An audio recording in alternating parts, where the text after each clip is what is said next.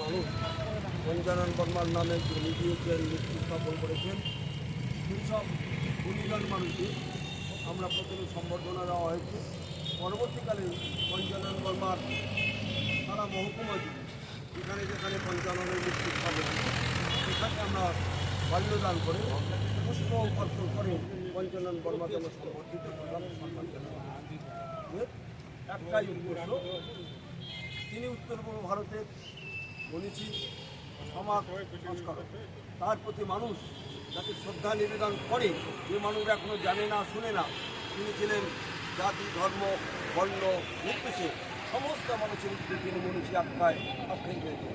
তার নামে স্কুল, বিদ্যালয়, বিশ্ববিদ্যালয় স্থাপন হয়েছে। তাই এই মানুষটিকে এখানকার সাধারণ মানুষ শ্রদ্ধা করুক। পক্ষ থেকে আজকে আমাদের মনীষী ভাইসাহেব ঠাকুর পঞ্চানন বর্মার 91তম তিরোধান দিবস ছিল গতকাল। আজকে এই মনীষী তিরোধান দিবসকে স্মরণ করি আমরা গোপালগঞ্জ মহকুমার